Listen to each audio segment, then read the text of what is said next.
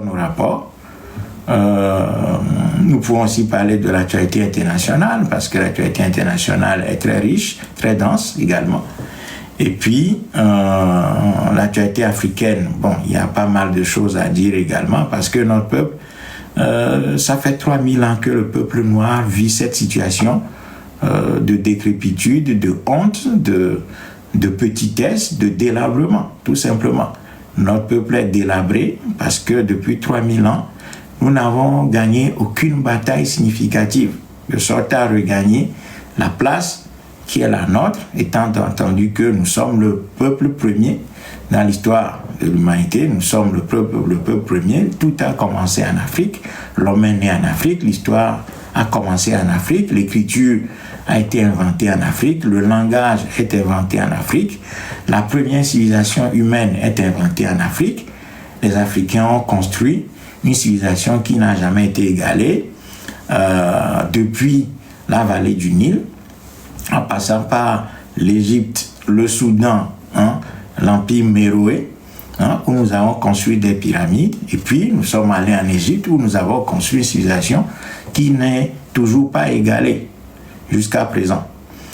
Mais il se fait que dans notre cheminement dans l'histoire, nous avons rencontré d'autres peuples, et ça a commencé par les peuples de la mer, ce qu'on appelle les Hittites et les Hyksos, qui nous ont rencontrés, qui nous ont infligé des défaites, et à partir de là, notre peuple n'a fait que subir des défaites sur défaites, ce qui fait que nous avons quitté notre plus grande réalisation, qui est l'Égypte antique, et nous avons plongé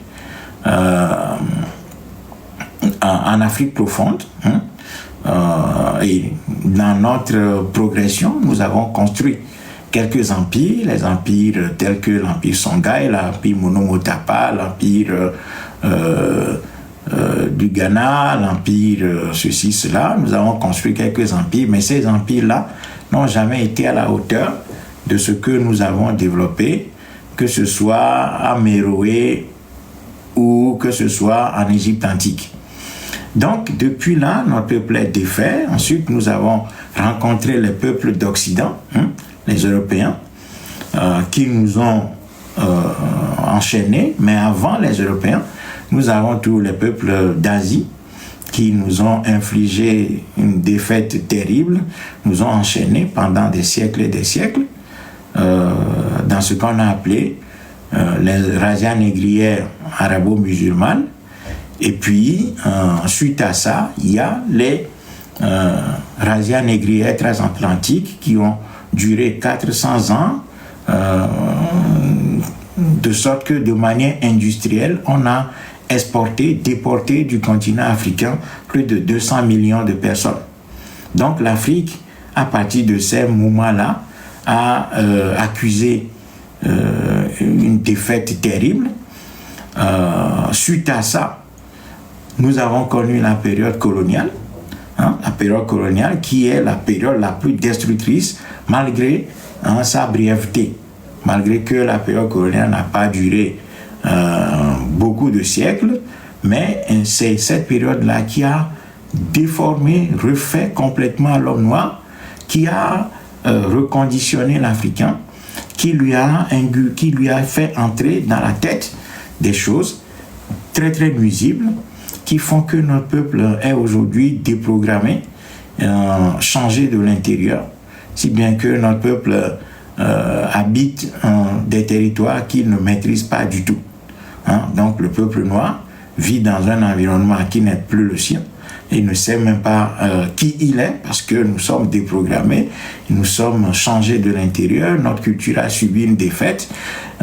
Notre système de gouvernement, qui était la royauté africaine, a été détruite et défaite, remplacée par le gouvernorat colonial, ensuite par le présidentialisme colonial qui continue d'entretenir le système colonial dans les enclos coloniaux africains, abusivement appelés États africains aujourd'hui. Donc, nous sommes dans cette situation, et c'est cette situation-là qui continue. Voilà pourquoi il y a absolument la nécessité pour nous de retrousser nos manches et d'engager la bataille de la libération de ce continent. Notre terre regorge de beaucoup de richesses. Nous sommes sur un territoire ou bien un sol qui est béni abondamment. Nous avons les terres les plus arables au monde. Nous avons toutes les matières premières stratégiques chez nous. L'énergie en Afrique est en abondance, que ce soit l'énergie hydraulique, l'énergie minière, l'énergie solaire, l'énergie éolienne. Les fleuves les plus puissants sont en Afrique. Donc nous pouvons développer de l'énergie en abondance pour alimenter l'industrialisation du continent africain, de sorte à répondre aux besoins de notre peuple. Nous avons tout.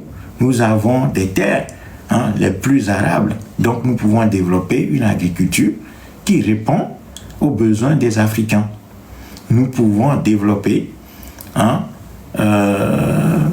des routes, des chemins de fer, des aéroports. Nous pouvons développer des infrastructures hospitalières. Nous pouvons bâtir de grands ensembles qui vont nous aider à résoudre beaucoup de nos problèmes.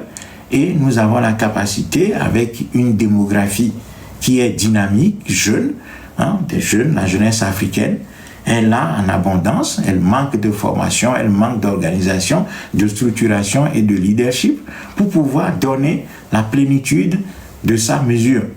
Et cette jeunesse-là, qu'est-ce qui se passe avec une gouvernance coloniale qui est imposée sur le sol africain? Eh bien, cette jeunesse est devenue plutôt un problème au lieu d'être la solution. Au lieu d'être la solution. Et ce qu'elle devrait être vraiment. Parce que quand vous avez une jeunesse vaillante qui est bien formée, bien encadrée et conduite par un leadership, eh bien cette jeunesse est capable de faire des prouesses énormes. Habitant un continent arabe, cette jeunesse peut fournir des bras pour développer l'agriculture. Cette jeunesse peut fournir de la matière et de la main-d'œuvre pour développer le commerce, pour développer le tourisme, pour développer l'industrie, pour développer les infrastructures de transport, les infrastructures de communication. Nous avons la capacité ainsi, à travers cette démographie dynamique et jeune, de construire toutes les infrastructures dont nous avons besoin, que ce soit sur le plan santé, éducation, transport, logistique, tout, dans tous les secteurs. Nous avons tout. Nous avons la matière première, nous avons le fer, l'uranium, le clinker, le coltan, etc., etc. Tout ce que le monde cherche en abondance, se trouve en abondance sur le continent africain. Notre problème fondamental, c'est que nous sommes dirigés par une élite politique imbécile, une élite criminelle, une élite anti-patriote, une élite anti-peuple africain, une élite qui n'a aucun souci de l'homme noir, qui n'a pas les connaissances de l'histoire, qui ne veut pas voir les blessures qui sont infligées à notre peuple, pour pouvoir traiter ces blessures-là. C'est ça le problème fondamental que nous avons. Donc, nous avons tout, absolument tout, pour être un grand peuple. Simplement, la gouvernance qui nous a imposé, qui est une gouvernance coloniale, c'est ça le problème. Voilà pourquoi le MONUSTRA a identifié très tôt ce problème et a décidé de construire un mouvement en vue de libérer de manière totale le continent africain et d'entamer la reconstruction de notre continent. Donc, nous sommes dans une logique révolutionnaire panafricaniste. Et voilà pourquoi nous avons pu, dans notre militantisme, aller un peu partout, aller aider les jeunes d'autres pays, apporter ce que nous pouvons leur apporter. Nous avons été aux côtés de plusieurs jeunes d'autres pays, la Côte d'Ivoire, nous étions aux côtés de Laurent Gbagbo, de la jeunesse patriotique de Côte d'Ivoire, conduite à l'époque par notre frère Blé Goudé et ses camarades. Nous avons été avec nos amis du Tchad, nous avons été avec nos amis du Sénégal, du Mali, du Burkina Faso, du Bénin, de la Libye. Nous avons été aux côtés de la jeunesse de la grande Jamaïria libyenne, pilotée par Kadhafi lui-même. Donc nous étions sur ces terrains-là et nous avons agi. Nous avons été en Éthiopie, un peu partout. Donc voilà ce que nous avons pu acquérir comme expérience toutes ces années. Voilà pourquoi nous avons décidé, après avoir fait le tour, de revenir dans notre enclos colonial d'origine, qui est le Togo, où nous avons créé le MORTRA et nous avons voulu et nous avons décidé de rendre à la jeunesse togolaise ce service-là en mettant à sa disposition notre expertise, notre expérience et les connaissances que nous avons pour pouvoir aider cette jeunesse togolaise à faire face à ce système franco-nyasingbe qui embrigade cet enclos colonial depuis 1963. Ça fait 63 ans que ce régime existe. Et ce régime, par naissance et par destination, est un régime criminel, est un système criminel qui écrase le pays, qui écrase notre peuple là-bas depuis 63 ans. Et à un moment donné, ça doit s'arrêter. Voilà, ça doit finir. Et cette décision d'arrêter ce régime, ça ne dépend que de nous.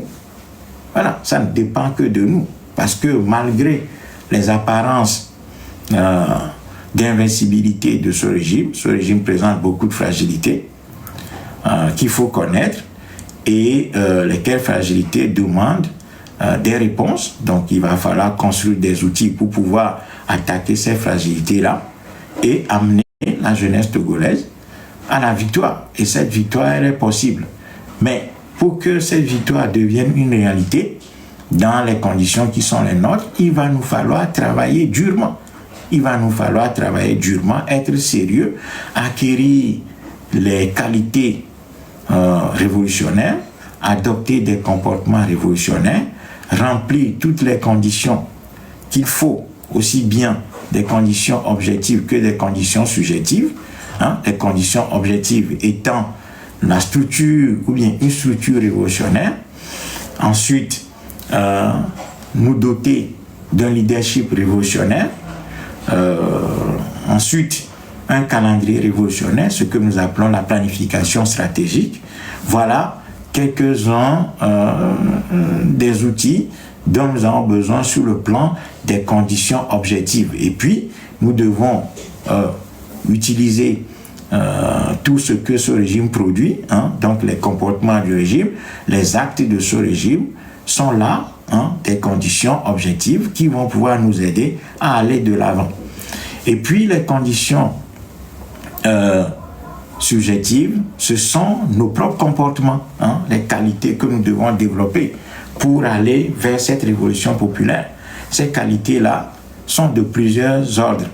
Il y a d'abord la discipline, la discipline qui est l'une des qualités essentielles, c'est l'une des conditions essentielles pour pouvoir aller à une révolution populaire. Nous devons développer la discipline absolument et cette discipline doit nous amener à nous organiser. Donc la question de la discipline pose indirectement la question de l'organisation. Et puis, nous devons développer des comportements, des qualités humaines essentielles, à savoir le courage, l'honnêteté, la dignité, le sérieux, parler moins, agir beaucoup, parler moins pour pouvoir agir beaucoup, laisser parler nos actes, laisser parler les actions. Au lieu que nous-mêmes nous parlions, il faut laisser parler nos actions. Et puis nous devons acquérir le courage, nous débarrasser ainsi de la peur pour pouvoir affronter ce régime, parce que ce régime joue beaucoup sur la peur. La peur étant quelque chose qui permet à toute tyrannie de pouvoir maintenir la population ou le peuple qu'il a sous ses ordres, sous sa domination, à sa place, de maintenir à sa place, pour ainsi obtenir une sorte de consentement populaire de façon forcée de la part des populations et ainsi les soumettre durablement. Donc nous devons cultiver le courage, la vaillance, la discipline, l'ordre, le respect de la parole donnée, parler moins pour agir beaucoup, comme je le disais, tenir nos promesses, faire des promesses qu'on ne peut que respecter, hein, ne pas faire de grandes promesses pour ne pas pouvoir les réaliser. Donc un révolutionnaire, c'est quelqu'un qui promet toujours ce qu'il est capable de faire. Hein? Le verbe enflammé ne fait pas de quelqu'un révolutionnaire, parce que si vous avez un verbe enflammé, volcanique, alors que vos actes sont toujours en décalage, hein, du volcan de paroles que vous êtes, eh bien, vous vous décrédibilisez totalement, et ainsi vous montrez que vous n'êtes pas un révolutionnaire, mais plutôt un agitateur. Et donc, nous devons cultiver des valeurs de la simplicité, de l'humilité pour apprendre, parce que ce qui caractérise des gens qui tendent vers la révolution, c'est l'humilité. Parce que avec l'humilité, vous allez aussi identifier vos propres faiblesses, et identifier ses propres faiblesses, c'est être en mesure de pouvoir traiter ces faiblesses-là. Parce que si vous avez des faiblesses que vous n'identifiez pas, que l'humilité ne vous permet pas d'identifier ces faiblesses pour pouvoir les traiter, qu'est-ce qui va se passer? Ces faiblesses-là sont des gains, hein, constituent des gains pour l'ennemi. Donc, vous devez être en posture, vous devez être en mesure d'identifier vos propres faiblesses pour pouvoir les traiter, pour pouvoir réparer ces faiblesses, pour éviter que ces faiblesses-là ne soient une plus-value pour l'adversaire ou pour l'ennemi que vous êtes en train de combattre. Donc, les révolutionnaires doivent développer l'humilité, parce que c'est grâce à l'humilité que les révolutionnaires perçoivent leurs propres faiblesses, les failles qui sont les leurs, pour pouvoir les traiter, les colmater, les régler, pour empêcher l'ennemi d'utiliser ces faiblesses-là. Alors, il y a quelqu'un qui a demandé la parole. Donc, nous devons cultiver ces conditions que nous appelons des conditions subjectives. C'est lorsque vous associez les conditions objectives et les conditions subjectives que vous pouvez avoir la victoire face à l'ennemi. Mais si vous développez une des conditions, ou bien vous remplissez une partie des conditions objectives, tout en laissant de côté les questions, les conditions subjectives, ou bien dans l'autre sens, vous privilégiez les questions, les conditions subjectives, tout en négligeant les conditions objectives, vous n'allez pas avoir la victoire. Donc, c'est la combinaison des deux conditions qui donne la victoire. Sœur Emefa, je vous donne la parole. Merci. Bonsoir mon frère. Je suis juste montée pour encourager dans un premier temps. C'est très agréable de vous écouter. Moi, je vous ai jamais suivi. Et c'est très agréable de vous écouter. Et c'est vraiment triste que ce genre de panel n'attire pas beaucoup de monde. Si c'est que vous étiez là en train d'insulter, en train de faire du tapage, il y aura des milliers de personnes connectées. Mais quand il s'agit des discours aussi fluides, des discours aussi intéressants, aussi instructifs, il n'y a pas vraiment beaucoup de monde, alors que c'est ce qu'il faut. C'est ce qu'il nous faut. Et vous avez parlé de quelque chose qui m'a interpellée, dont moi-même j'en fais partie, l'humilité. On manque beaucoup d'humilité. On pense que parce qu'on est dans la lutte, on doit être traité de la même manière, on ne doit pas désapprendre, on ne doit pas apprendre des autres, alors que non, il y a forcément quelque chose à apprendre des autres. Et il faut avoir cette humilité-là de reconnaître que quelqu'un connaît plus que toi. Et cette personne qui connaît plus que toi a besoin que tu arrives en autant soit peu à son niveau pour que vous fassiez la lutte ensemble. Parce qu'une seule personne ne peut pas réussir cette lutte-là. Une seule personne ne peut pas réussir cette lutte, que ce soit la lutte pour la libération nationale ou la lutte pour la libération de l'Afrique. Une personne ne le fera. Et ça se fera de façon collective. Donc, merci beaucoup. Et j'espère pouvoir tomber fréquemment sur vos panels comme ça. Et ça fait vraiment plaisir et agréable de vous écouter. Merci. Ma soeur, Merci beaucoup pour votre intervention, pour votre commentaire. Je vous retourne les mots de reconnaissance que vous avez prononcés. Je pense que aujourd'hui nous sommes à un carrefour où nous devons décider d'avancer vers la victoire ou consolider l'échec que nous avons ramassé jusqu'à présent. Soit nous devenons plus intelligents et nous faisons les choses en mettant chaque pièce à sa place, parce que le problème que nous avons, l'un des problèmes que nous avons, c'est que merci à la personne qui a envoyé le cadeau. Mais simplement, je veux dire que l'un de nos problèmes, c'est que nous voulons mettre des pièces, en tout cas, nous ne mettons pas les bonnes pièces aux bonnes places. Ce qui fait que il y a une confusion, il y a un chaos généralisé. C'est comme une équipe de football qui est menée 5-0 à la mi-temps. Quand l'équipe va à la pause, au lieu que chacun revienne en disant il y a une faille, notre équipe a des problèmes, donc chacun doit jouer sa place, doit rester à sa place pour que nous constituions une vraie équipe. Chacun doit jouer à sa place. Qu'est-ce qui se passe? Tout le monde décide de passer en attaque. C'est-à-dire le défenseur veut jouer, veut marquer, le gardien de but veut marquer, le défenseur veut marquer, les ailiers veulent marquer, l'attaquant devient gardien. Donc c'est une confusion totale parce que on est mené 5-0 à la mi-temps.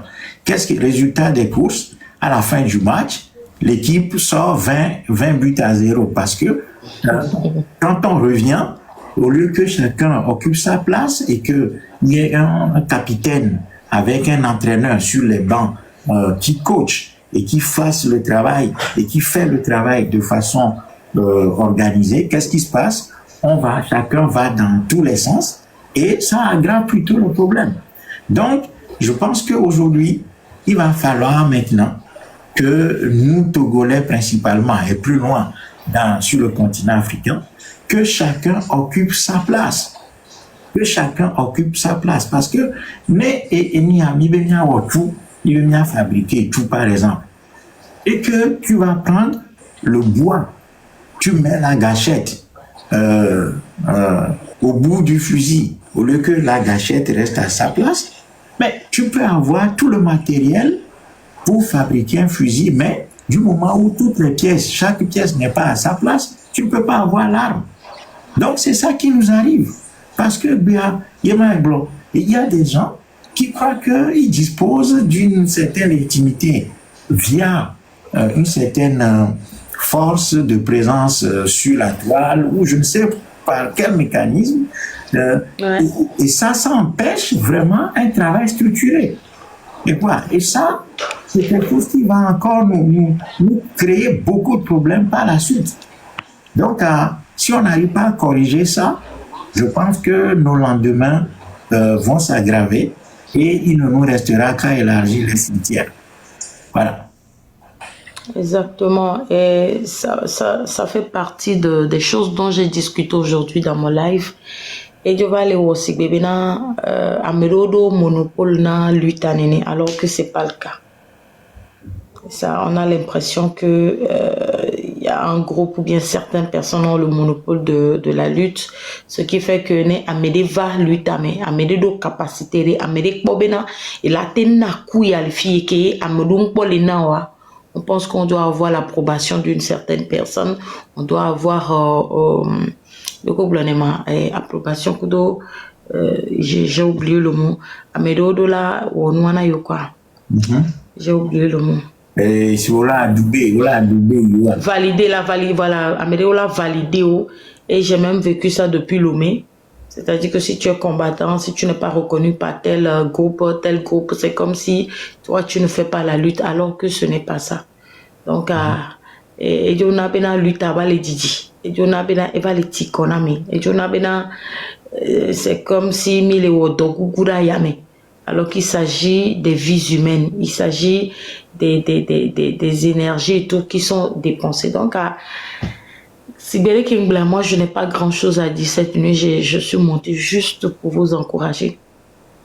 pour vous encourager, parce que ce que vous avez dit, ce que vous dites, la manière dont vous le dites, les mots justes, avec les tons là, moi, ça m'a plu, ça m'a attiré en fait.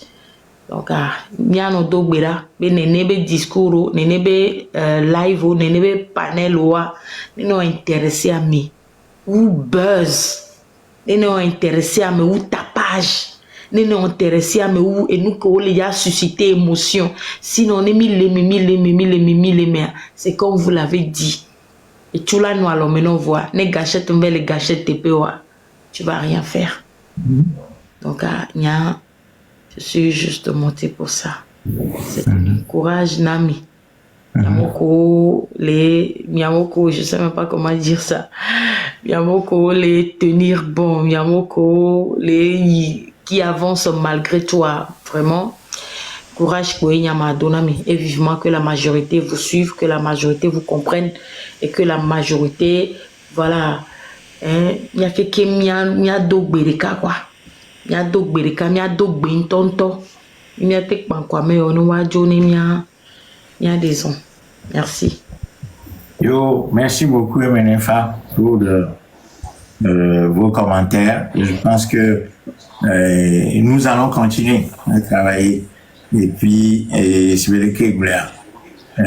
en tout cas, nous n'avons pas le choix. Si nous voulons aller vers la victoire, il va falloir changer d'attitude et d'approche et revenir aux fondamentaux de la révolution, qui est que chaque pièce doit être à sa place. Et notre peuple doit lui-même faire ce travail de tri.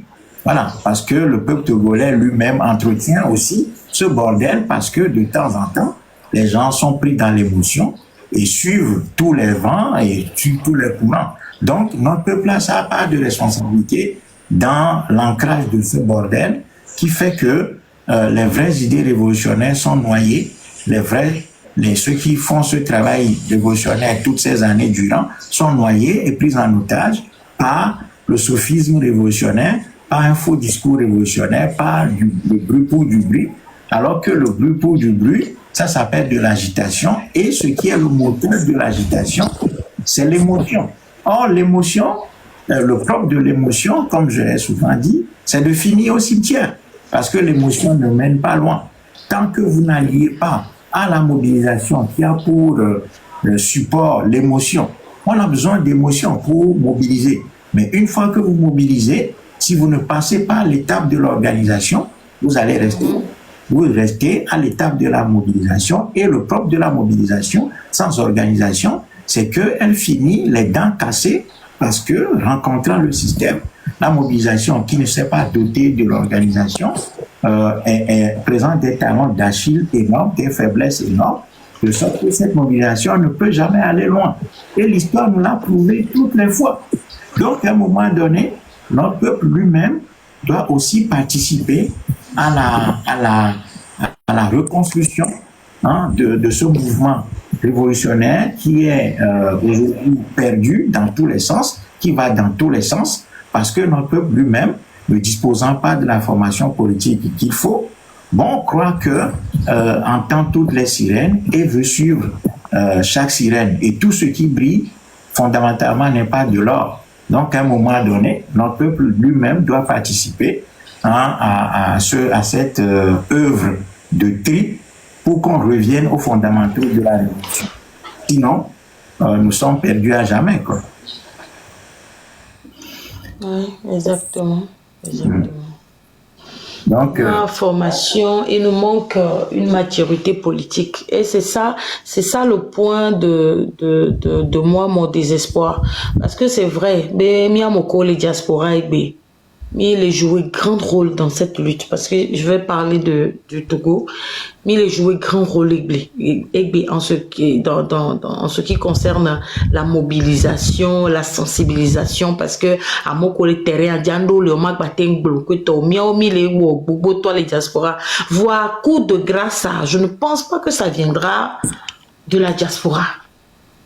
Parce que ne blon coup d'état fichia amede mujaba no diaspora jo coup d'état na fonya simbeore o ja coup d'état odola no Togo ne odola zondo ne c'est la rue qui va le faire diaspora mja zon le rue mais fonya simbe ja jole c'est vrai, mais il y a bien les diaspora, mais ça peut mettre une certaine pression sur l'international, l'opinion internationale et tout. Mais coup de grâce, ça viendra du Togo, du peuple togolais, soit de l'armée, soit du peuple lui-même. Voir peuple là, le peuple manque de repères. Le peuple n'a pas, en fait, il y a les qui le peuple a les dos et oh, Seigneur, peuple a les dos repères fixes les coups parce que on est désorganisé, on a beaucoup d'émotions, on est beaucoup dispersé, nous-mêmes on ne se retrouve pas. Peuple a et caca, peuple a les dos et noidéo. Comment on va le faire? Comment ça va se passer? Alors, je pense que dans les développements qui vont suivre, je vais essayer d'aborder tous ces points-là parce que régulièrement, nous avons abordé ces points-là ici et dans toutes les formations que nous avons données. Nous avons écrit des textes aussi. Donc, il y a quand même des pistes qui peuvent nous permettre de sortir de cette ambiance mortifère, morose, qui nous conduit irrésistiblement vers des abîmes, quoi. Voilà. On va revenir là-dessus. Et je garde cette question, en tout cas cette interrogation que vous avez formulée, et je vais revenir là-dessus tout à l'heure. Mais en attendant, je veux donner la parole à Curtis, qui est monté aussi. Curtis, vous avez la parole. Et après, je reviendrai sur ce que la sœur Emenefa a posé comme équation. Oui, bonsoir, Monsieur Kogli. Bonsoir. Oui, ça fait longtemps que je suis vos lives, mais je préfère rester en bas et écouter. J'aime pas trop monter sur les lives. Mais ce soir, je me suis dit que, bon, pourquoi pas, pour vous poser quelques questions peut-être. J'ai suivi toutes vos vidéos pratiquement sur YouTube et celle qui m'a le plus marqué, c'est celle sur la peur.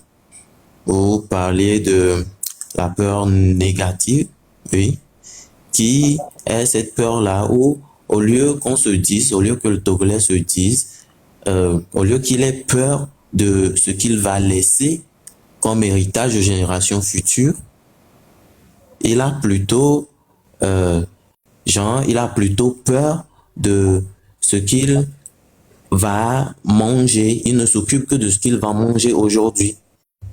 Donc, il n'a pas cette envie-là de faire évoluer le pays parce que, bon, s'il s'engage, il risque de se faire tuer. C'est cette peur-là qui est en lui. Donc, aujourd'hui, en tant que jeune, je vois bien ça parmi mes amis.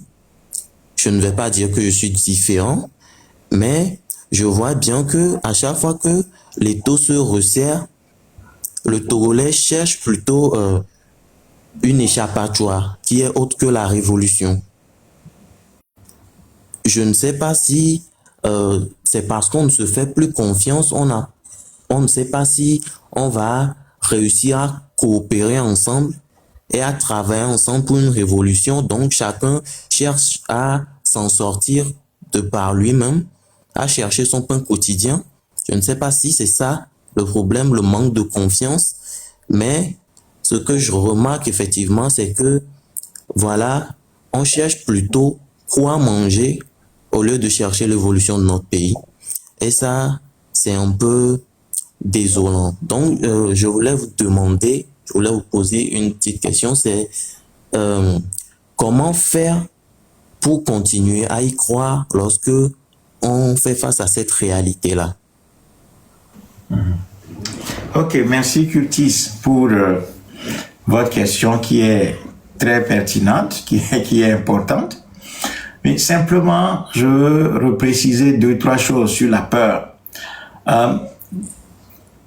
Il y a 2 murs porteurs que le RPT, enfin sur lesquels le RPT a bâti son règne. C'est la violence d'un côté et toutes ses déclinaisons, hein, la violence militaro-policière, la violence milicienne, hein, donc les forces de répression officielles, institutionnelles, sont appuyées par des milices que le RPT déploie régulièrement. Et puis la violence, c'est aussi lorsque on affame le peuple, lorsque on prive le peuple d'infrastructures, de soins, de sorte que la population meurt pour tout et de rien. Le fait que tout manque dans le pays, c'est une forme de violence. Donc la violence, elle se décline dans toutes ses composantes, depuis l'assassinat, la répression, l'emprisonnement, et l'exil, renvoyer en exil des Togolais, casser les pieds, casser les têtes, menacer, avoir un discours menaçant, terroriser la population par un déploiement des forces militaires pour dissuader la population de revendiquer ses droits, etc., etc. Tout ça constitue une violence. Et puis la violence, dans sa forme psychologique, c'est affamer le peuple, faire en sorte qu'il n'y ait pas de médicaments, qu'il n'y ait pas d'hôpitaux, qu'il n'y ait pas de routes, qu'il n'y ait pas d'écoles dans le pays, pas d'eau potable, il n'y a pas de pont. Tout ça, c'est de la violence également. Et c'est fait à dessein. C'est pour que notre peuple puisse démissionner. C'est-à-dire, ce régime fait tout ça pour que le peuple togolais puisse démissionner. Et puis, de l'autre côté, le deuxième mur porteur sur lequel le RPT a bâti son règne, c'est la corruption. La corruption, c'est non seulement depuis le père distribuer l'argent dans le pays, constituer une clientèle de liseurs de motions et de soutien des gens qui marchaient dans le pays pour dire que mim les Américains il y a des mamie mim les Américains il y a des mamie et il y a des Beouezou à la FIA, tout ça. Bon, on a fait tout ça et toutes ces années. Et puis la corruption, c'est lorsque le peuple lui-même finit par intégrer les mécanismes de la démission, parce que vous voyez que ce régime est en train de tuer le pays, est en train de détruire le pays, est en train de violer les droits de tout un chacun. Ce régime a pris le pays en otage. Mais vous vous dites, moi, je ne veux pas me prononcer sur l'ensemble de ces questions parce que si je le fais, je risque de mourir. Donc ça, c'est la corruption la plus violente. Ce n'est pas simplement quand le RPT prend l'argent pour acheter des gens dans le pays, achète une partie de son opposition, finance même des partis politiques, finance les médias, donne de l'argent par-ci par-là. Non, ça c'est une forme de corruption. Mais la corruption la plus destructrice dans un pays, c'est lorsque la population ou le peuple est amené à cautionner les injustices. C'est-à-dire que vous voyez des gens qui vous défendent, le cas de Jean-Paul Oumoulou et de plein d'autres personnes qui sont en prison ou qui ont été relâchées plus ou moins récemment par ce régime, des gens qui défendaient, qui voulaient que le pays soit gouverné autrement. Et quand ce régime les arrête, notre peuple fait comme si il ne voit pas tout ça. Les gens disent, on toque au lait, on y avait au d'aller, on toque au lait, on y avait, on toque à mon on va les blancs, on toque, on y avait au d'aller. Ça, c'est la corruption la plus brutale. C'est la corruption la plus honteuse parce que vous assistez à des injustices et puis vous condamnez même, c'est-à-dire vous arrivez même à condamner ceux qui combattaient l'injustice qui vous a infligé. Et ça, c'est la forme de corruption la plus violente. Et notre peuple a intégré ça. Et puis tout le chaos qu'il y a dans le pays. Vous allez voir notre peuple, à Mola non y moto, à Mola di Dorefia, à Mo Saniba 3 fois, 4 fois. Et ça, ce n'est pas que le régime agit directement. Mais là, c'est que comme le régime est tellement pourri et a pourri le pays, les Togolais se sont adaptés à ce pourrissement. Et les gens sont devenus malhonnêtes, méchants, violents. Les émigrants traversent la route n'importe comment.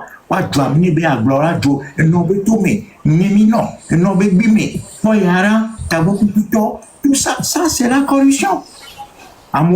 Et puis, quand vous voulez faire un document, un dossier, nous nourrissons la corruption de ce régime.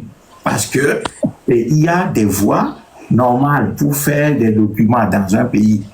Mais au toi aussi, tu peux aller voir un juge pour qu'on tranche un litige en ta faveur. Mais toi aussi, tu vas mobiliser ce soldat-là pour t'aider à régler un litige que tu as avec ton voisin. Ainsi de suite. Donc, le pays est mis sans dessus-dessous. Une corruption totale, et de l'autre côté, la violence. C'est ça qui est le problème. Donc, la démission à laquelle notre peuple est parvenu, c'est l'intégration de la défaite. Ça veut dire que notre peuple a intégré la défaite, a accepté cette défaite et vit avec. Et le Togolais s'est modulé, s'est transformé. Togo trop s'adapter à la situation, et chacun dans le pays nuit son voisin, ce qui fait que ne peut pas nous faire confiance. Parce que bon, toi aussi, ça veut dire qu'il n'y a pas une voie légale, normale, qui est admise par tout le monde dans le règlement des litiges ou des problèmes. Et puis, donc, ça brise la confiance totale dans le pays. Et puis, bon, là, cette corruption, amour, ça n'a pas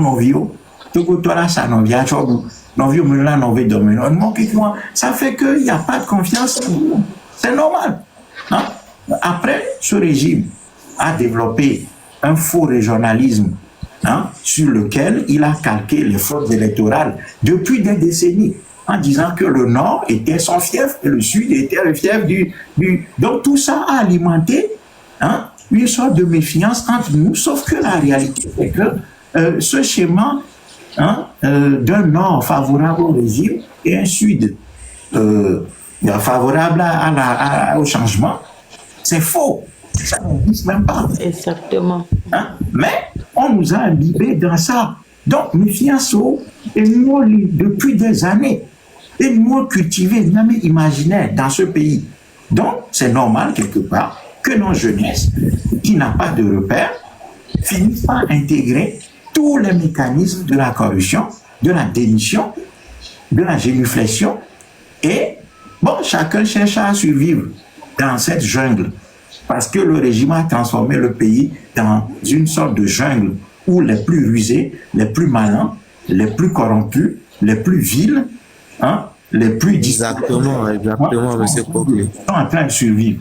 Donc, à un moment donné, il n'y a que l'éducation politique, il n'y a que l'éducation citoyenne, l'éducation révolutionnaire qui peut condamner tout ceci et réarmer progressivement notre jeunesse. Réarmer progressivement, mentalement, notre jeunesse. Assainir cette jeunesse. Il y a l'éthique, il y a guérir. On doit guérir de cette corruption morale, de cette corruption sur tous les plans. Et le pire, c'est que les églises et les religions qui sont dans le pays sont des nids de corruption totale. Parce que lorsque une société est malade, qu'est-ce qui va se passer? C'est le règne des faux prophètes. Et aujourd'hui, regardez comment, au Togo, la seule industrie qui marche, c'est l'industrie religieuse. C'est le business religieux. Et tu vois quoi, mais tu vas deux couleurs, mais quoi? Il est prophète. Lui aussi, il vient dire qu'il est prophète. Parce que le business de la Bible, c'est ce qui est le plus facile dans un pays qui est mort. Voilà. Donc, il faut le montrer et ramener progressivement notre jeunesse vers la vérité, vers la lumière, pour que cette jeunesse comprenne que il est cultivé chaos socialement, il est cultivé corruption, il est cultivé vovon, il des vies même vovon, parce qu'on nous a nos planifiés. Parce que les miens et les vies, quand on te dit que Bibito Bona, tu te calmes tout de suite. Et vovoma, ike, au parémia, méchomia, mais des vies, quand nous grandissons, cette peur-là, au Togo, en tout cas, est alimentée, est nourrie par la violence du régime. Et quand vous additionnez des vies, même vovon, Bibito, mais vovoma, avec la peur, la violence du régime, le régime a fonamé, le ko la modega, le ko wamo, le ko nyamore togbame, tojuamo, ainsi de suite, détruire le doigt complètement. Ça fait peur. Et ces deux peurs-là font que les Togolais se disent il vaut mieux ne rien faire. Alors que justement, c'est ne rien faire qui constitue hein, l'aggravation de nos problèmes. Et voilà pourquoi nous disons que la peur que nous devons avoir, ce n'est pas la peur négative qui part de notre enfance et alimentée ensuite par la répression du régime, mais la peur d'un lendemain plus grave, d'un lendemain plus difficile, hein, l'avenir de nos enfants, nous-mêmes, lorsque nous serons vieux, hein, parce que notre vieillesse se prépare aujourd'hui. Donc, si nous ne travaillons pas aujourd'hui, nous devons avoir peur que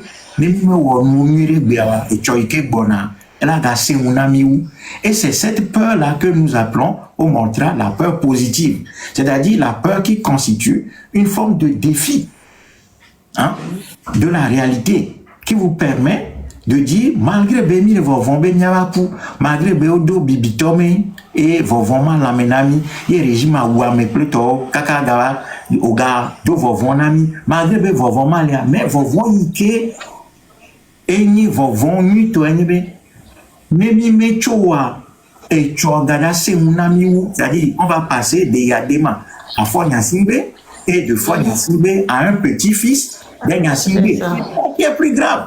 Et donc, c'est cette peur positive-là qui va nous pousser maintenant à l'action, à dépasser la peur négative, qui est la peur de la mort, qui n'est que, en réalité, une étape de la vie.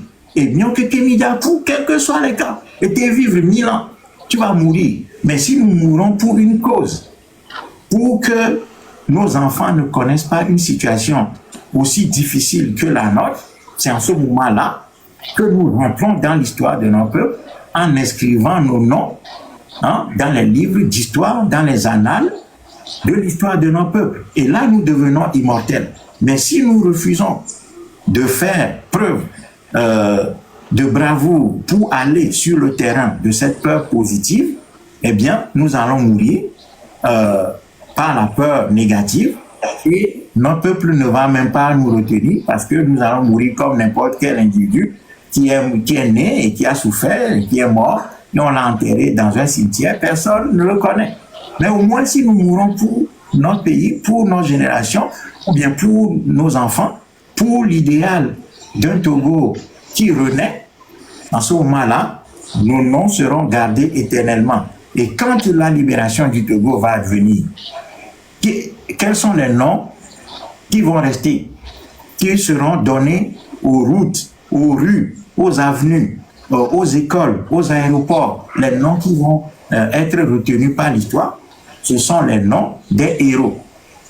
Voilà, ce sont ceux qui sont morts pour le pays, que l'histoire retient, qui portent les noms des rues, des chemins, des stades, des écoles, des hôpitaux, et ainsi de suite. C'est comme ça que l'histoire agit. Donc, non. Et donc, nos jeunesses doivent comprendre ça, mais ça ne peut pas venir comme ça. Il faut que nos jeunesses soient formées. Et encore une fois, ça revient à l'humilité. C'est-à-dire, il faut accepter que nous ne connaissons pas tout et qu'il y a certaines personnes parmi nous qui ont eu la chance de travailler sur un certain nombre de sujets qui peuvent nous former, nous outiller pour comprendre ces choses et dépasser la peur négative. Oui, effectivement. Maintenant, pour moi, le défi reste maintenant à comment former cette jeunesse-là. Alors, comment former cette jeunesse-là?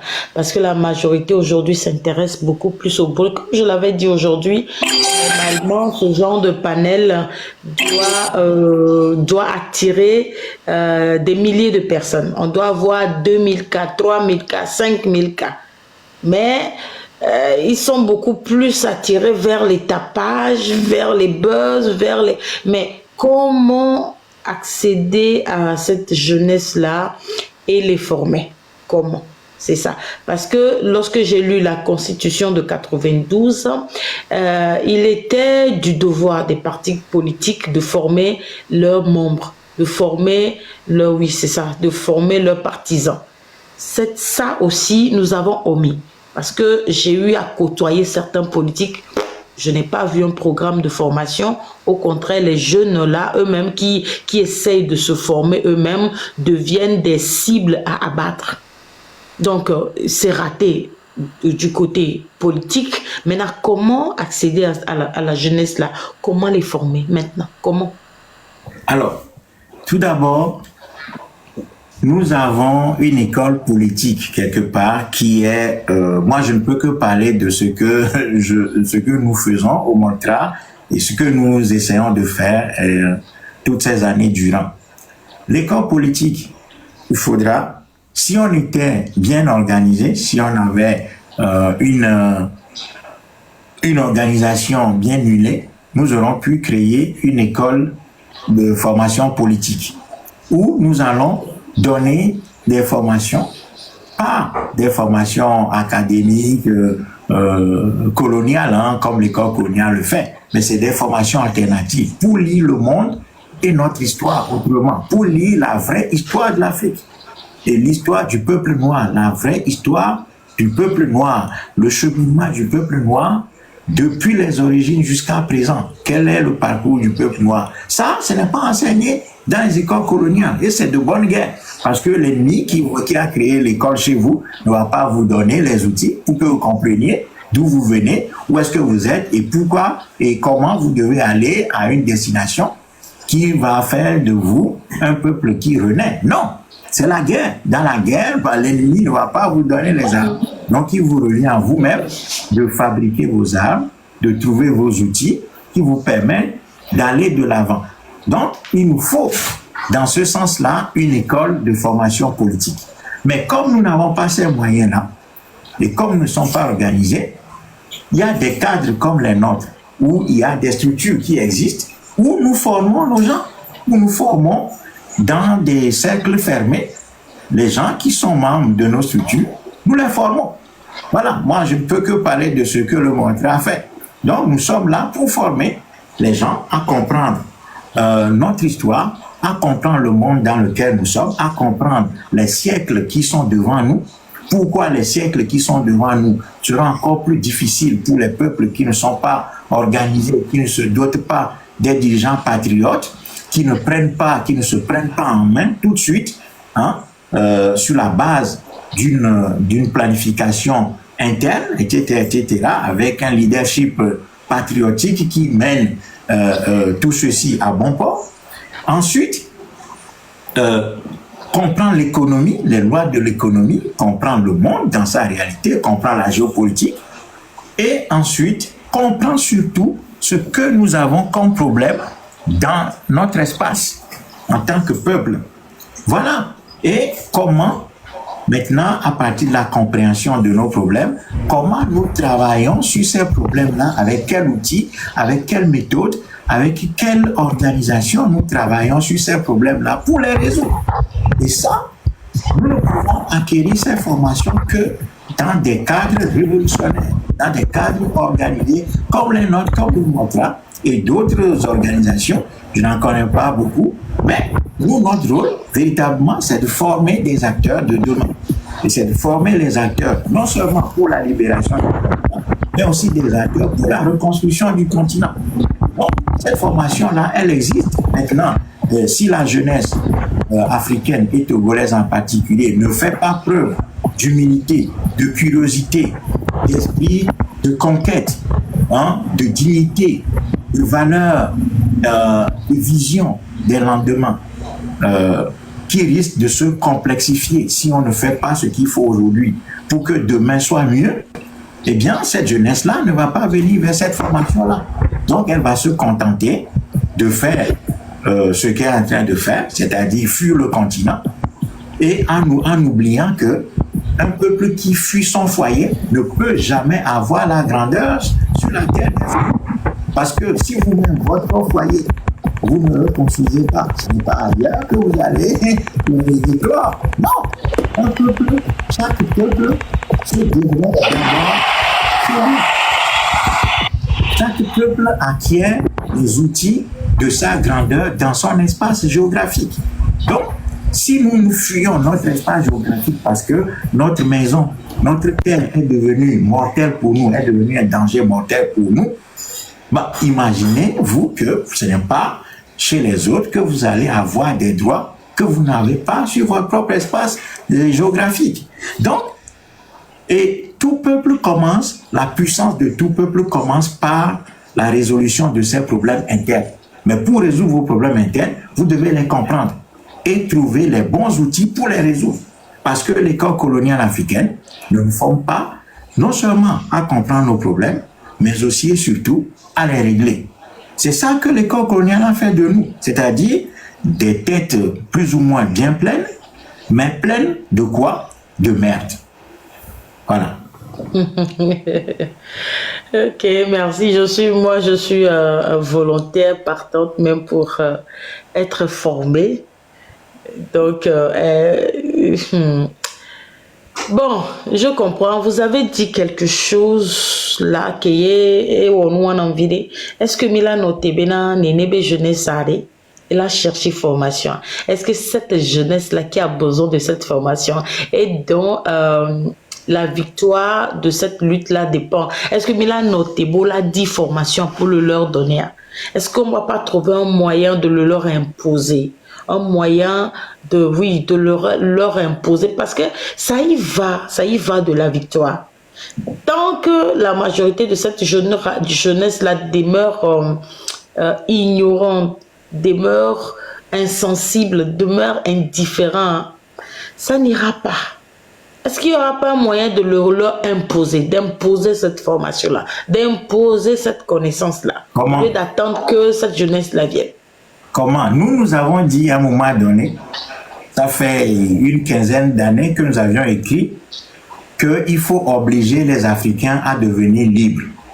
Il faut obliger, parce que si on attend que le noir, le nègre, tel qu'il est là, tel qu'il est conditionné, tel qu'il est aliéné, que lui-même vienne et apprenne à devenir un homme qui marche sur ses deux pieds, et qui affronte le monde, qui regarde le maître droit dans les yeux, l'affronte, et le bat en plat de pied pour aller au monde, ben, on est mort. Donc, à un moment donné, il va falloir obliger les Africains à devenir libres. Mais comment oblige-t-on un aliéné à devenir libre? Il faut d'abord, c'est ce que vous avez dit, il faut que le message révolutionnaire, authentique, soit vulgarisé. Il faut que nos discours, qu'on le porte, il faut porter ce discours partout. Il faut obliger les Noirs à écouter ce type de discours. Il faut les forcer. Voilà, ce n'est que comme ça que vous allez commencer par dessouler notre peuple qui a bu de l'eau boueuse qui lui fait mal au ventre. Et quand l'Africain a mal au ventre, qu'est-ce qu'il fait au lieu de se désintoxiquer? Il va prendre la Bible pour dire qu'il prie, que Dieu n'a qu'à venir à son aide. Donc, c'est pour ça que notre peuple déraisonne, notre peuple délie, notre peuple est amené à une sorte de folie publique où notre peuple est malade. Donc, il faut obliger les Noirs à devenir libres en portant le message révolutionnaire à leur connaissance. Il faut les obliger à écouter ce type de message. Ça, c'est le premier aspect. Puisque nous n'avons pas une armée pour aller ramasser les Noirs quelque part et les parquer dans une cour pour leur enseigner notre doctrine. Non, on ne peut pas le faire parce que nous n'avons pas les moyens d'État, nous n'avons pas les moyens pour pouvoir faire comme ça. Donc, nous devons agir comme les témoins de Jéhovah. Les témoins de Jéhovah, quand ils arrivent, c'est-à-dire, si tu fais l'erreur, tu prends un seul de leur tour de garde là, c'est fini. Ils vont, c'est fini, ça veut dire qu'ils t'ont eu et puis ils vont commencer par te travailler jusqu'à ce que tu te convertisses à leur doctrine. Donc, nous aussi, nous devons agir comme ça. C'est-à-dire, nous lâchons le message révolutionnaire et nous partons. Nous n'attendons même pas d'avoir une discussion. Toi, elle est ciblée qu'elle va filer quoi? Dans le public. Et puis tu pars. Et puis, quand les gens sentent l'odeur du bête, là, ils vont se... Mais il faut que moi, ne venirez. Donc, il faut que ce message-là, bien pimenté, soit mis à la disposition de notre peuple. C'est comme ça que vous allez progressivement gagner les esprits et guérir progressivement notre peuple de son aliénation. Et puis, quand nous disons que nous sommes là pour former des gens. Nous sommes une école politique. Nous sommes une organisation. Nous ne sommes pas des youtubeurs, ni des tiktokers de profession, ni de métier. Non, nous utilisons TikTok et les réseaux sociaux comme des canaux de vulgarisation de l'information, de notre doctrine. Donc, c'est deux choses différentes. Nous ne sommes pas dans le béret, dans les choses. Non, non, non, non. Nous sommes une organisation politique. Et notre doctrine, nous voulons la partager. Et aujourd'hui, nous avons la chance d'avoir les réseaux sociaux sur lesquels nous pouvons travailler, par lesquels nous pouvons passer pour véhiculer notre message. Nous avons écrit des articles, nous écrivons des articles. Aujourd'hui, les gens ne lisent même plus parce que l'image a pris le dessus. Donc, nous utilisons l'image pour parler à notre peuple. Maintenant, à vous et à chacun de nous de porter cette parole-là auprès de notre peuple, de sorte que ça atteigne les couches pour que progressivement nous puissions avancer. Et puis, quand le message aura fait son effet, en ce moment-là, nous gagnons des esprits et ces esprits-là vont maintenant être mis à l'épreuve sur le terrain concrètement. Et quand vous commencez par agir concrètement, là, vous acquérez une autre dimension. Et cette dimension-là, elle dépasse tout simplement, c'est-à-dire que vous mettez en œuvre ce que vous aurez appris par la formation. Voilà comment les choses se passent. Donc, je pense qu'aujourd'hui, compte tenu de la situation, ce qu'on peut faire pour forcer les gens à acquérir la formation, c'est de mettre devant leurs yeux le message révolutionnaire. C'est de les forcer à l'écouter. Voilà, c'est de les forcer à l'écouter. Et Jean-Claude. Les forcer à l'écouter. Et Menefa, après je reviens à toi, Jean-Claude. Il n'y a pas de souci. Ah, ok. Non, tu as la parole, JC. Ah, ok. D'abord, bonsoir tout le monde. Je viens de joindre le live il y a quelques minutes, donc j'essaie de taper sur le cœur le like pour sécuriser le live. Donc sûrement que mon doigt a tapé sur quelque chose et ça a envoyé l'invitation. Non, donc je suis là juste pour écouter. Mais toutefois, non, je veux remercier le Motra pour le travail qu'il fait. Honnêtement parlant, bon, moi, il m'est difficile de convaincre quelqu'un. Je pars de fond, on ne m'écoute pas et puis je reste dans mon coin. Mais néanmoins, je dois réellement te féliciter et en même temps aussi t'encourager pour le travail que tu fais, malgré que les gens ne viennent pas, les gens ne veulent pas écouter, mais que tu insistes. Moi, chapeau, hein. Moi, de rien, mais ça m'était honneur, quoi. Mais je suis là, je vais continuer à écouter. Ok, et merci Jean-Claude, merci JC pour cette intervention. Et les choses se passent quand vous êtes lucide et que vous avez compris les enjeux et les problèmes. Vous réagissez comment? Vous réagissez comme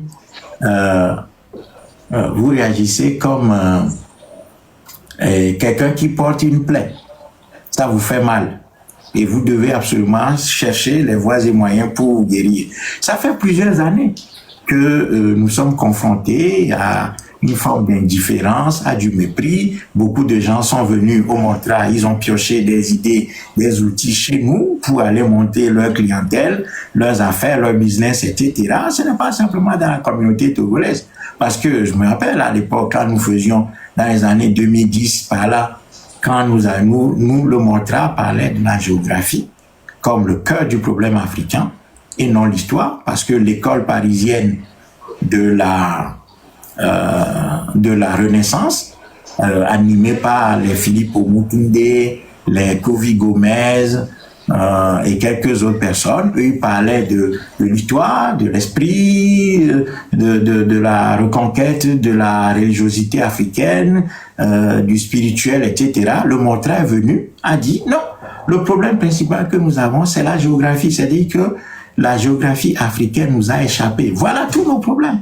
Et avant qu'un peuple ne reconstruise une culture, une histoire, une économie, une langue, tout ce que vous voulez, des institutions politiques, ce peuple doit d'abord reconquérir son espace géographique parce que l'histoire est la fille de la géographie. C'est-à-dire, un peuple ne peut pas construire une civilisation ou bien ne peut pas reconquérir sa civilisation qui est détruite, qui est colonisée, qui est esclavagisée, si ce peuple ne reconquiert pas la maîtrise de son espace géographique. C'est ça la théorie du mantra. Et quand nous sommes venus avec ça, mais il y a eu beaucoup de jeunes qui ont apprécié ça et qui ont dit « Ah mais ça fait longtemps qu'on cherche parce que les Covid là, et les Philippe Oumoutounde nous parlaient que des hiéroglyphes, tout ça, la culture égyptienne. Et puis, à un moment donné, on est bloqué. Et puis, on voyait qu'il manquait quelque chose. Et c'est le mantra qui a apporté ça. Donc, les jeunes quittaient Paris pour venir même en week-end. Ils dormaient ici, à la maison. On travaillait, etc. Des gens m'interviewaient. Et puis, bon, il y avait une bonne dynamique. Et puis ces jeunes, la plupart de ces jeunes, une fois qu'ils acquièrent un minimum d'outils chez nous, qu'est-ce qu'ils font? Ils quittent, au lieu de continuer à travailler dans le sillage du mantra, ils vont monter leurs propres choses. Et puis quelques années plus tard, ils se cassent les dents parce qu'ils n'ont pas suffisamment de bagages pour pouvoir tenir quelque chose qui soit propre à eux. Et donc ça, c'est ça que nous avons rencontré sur notre parcours toutes ces années. Et donc aujourd'hui, je dis que nous sommes obligés de continuer cette bataille. Nous sommes obligés parce que si vous regardez les grandes tendances de l'histoire, aujourd'hui, on voit que dans un monde qui, soi-disant, est multipolaire, parce qu'on avait vu les Africains qui ont commencé par danser, bientôt il va y avoir un monde multipolaire, donc on va sortir de la domination de l'Occident, donc voilà, maintenant c'est fini, l'Occident c'est mort, il y a un monde multipolaire, Puis nous on disait, vous savez ce que c'est que le monde multipolaire? Le monde multipolaire ne suffit pas qu'on va prendre les faibles et les forts et puis on va les additionner, non. Le monde multipolaire signifie que il y a les grands, les plus grands ou bien les anciens grands qui vont agir avec les nouveaux grands. C'est ça que ça veut dire le monde multipolaire. Donc si vous ne faites pas partie des grands qui émergent, vous ne faites pas partie du monde multipolaire. Ça veut dire que le monde multipolaire se construit contre les plus faibles encore. Et ceux qui sont les plus faibles, c'est qui? C'est nous les Africains. Donc il y a un travail les plus faibles encore. Dans ce sens-là. Donc voilà pourquoi nous devons continuer ce combat, parce que les grandes tendances montrent que même si l'Occident s'affaiblit du point de vue de la démographie, que les Blancs, entre guillemets, deviennent de moins en moins nombreux dans l'espèce humaine, dans la démographie mondiale, il n'en demeure pas moins vrai que la puissance de l'Occident ne vient pas que du nombre. Il y a d'autres choses sur lesquelles l'Occident s'appuie. La puissance de l'Occident, c'est la puissance médiatique, la production intellectuelle, l'intelligence artificielle, ce qu'on appelle le soft power, les médias, l'attraction qu'exerce la culture occidentale sur le monde. L'Occident imprime encore une grande partie de la marche au monde. L'Occident dispose du hard power, qui est la puissance militaire pour attaquer les autres pays. On l'a vu, il y a à peine 2 mois, les Occidentaux, les États-Unis notamment, sont allés capturer le président d'un pays comme un vulgaire voleur, comme un vulgaire bandit, un vulgaire vendeur de drogue du quartier. Ils ont sorti de son palais, menotté, les yeux bandés, et ils l'ont transporté en Amérique pour soi-disant le juger.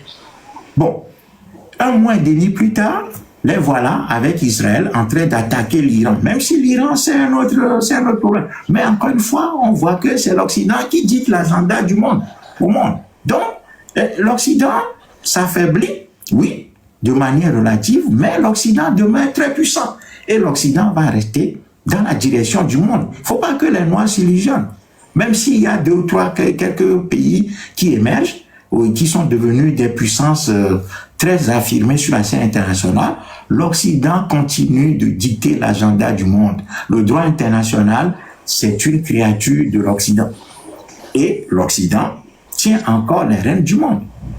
Voilà la réalité crue. Donc, si nos peuples restent là, misant sur le hasard de l'histoire, qui va affaiblir l'Occident, sous prétexte que le monde va se multipolariser et que l'Occident, de facto, va s'affaiblir.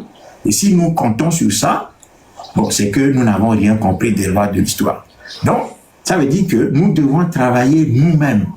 C'est le général de Gaulle, criminel qu'il soit, disait qu'il soit donné à chaque peuple selon les œuvres de ses armes. Qu'il soit donné à chaque peuple selon les œuvres de ses armes. Et si nous ne comprenons pas ça, ce que les autres ont compris il y a des centaines d'années, si nous ne voulons pas comprendre, ça va être notre problème. Donc, le travail doit continuer, même si c'est difficile. Il y a des jours où moi-même, j'ai envie même de ne même plus parler, de me coucher et de passer à autre chose complètement. Mais la douleur de mon peuple m'oblige, la douleur de mon peuple m'oblige, la douleur millénariste de mon peuple m'oblige à continuer cette bataille. La preuve, c'est qu'il y a des gens qui sont morts en faisant ce combat. Donc, nous, continuer, ce n'est pas un problème parce qu'on a tué les Sankara, les Tavia Moran, nos ancêtres, les Mao Mao, les Chaka Zulu, nos grands ancêtres, les Lumumba, tout ça sont morts, les Kadhafi sont morts. Regardez ce qui se passe sur la scène internationale. Beaucoup de gens payent de leur vie, leur engagement. Donc, nous, tant que nous vivons, nous allons continuer. Peut-être il y a des moments où, en tant qu'humains, nous avons nos faiblesses et puis nous n'allons pas peut-être prendre position sur tout, mais nous allons continuer ce combat parce que c'est un engagement vis-à-vis de nos ancêtres, de nous-mêmes et de nos enfants de la génération à venir. C'est un triple engagement. L'engagement pour le passé, l'engagement pour nous-mêmes, le temps présent et l'engagement pour le futur. Donc nous ne pouvons pas trahir cet engagement. Voilà, quelles que soient les difficultés que nous rencontrons, nous allons continuer.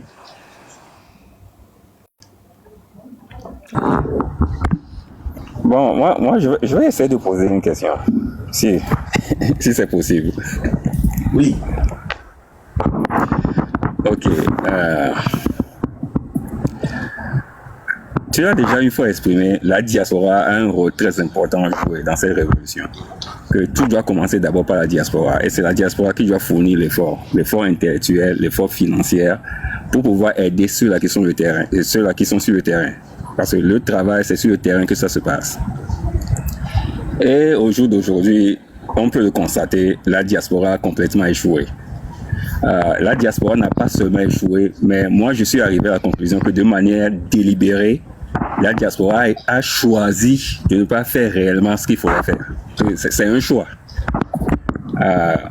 Maintenant, lorsqu'on constate cela et on se trouve devant la réalité, devant l'évidence, est-ce que 5 personnes peuvent décider, dire, malgré que tout est contre nous, c'est un nombre que j'ai pris, parce que bon, je sais que le nombre n'est pas là pour aider.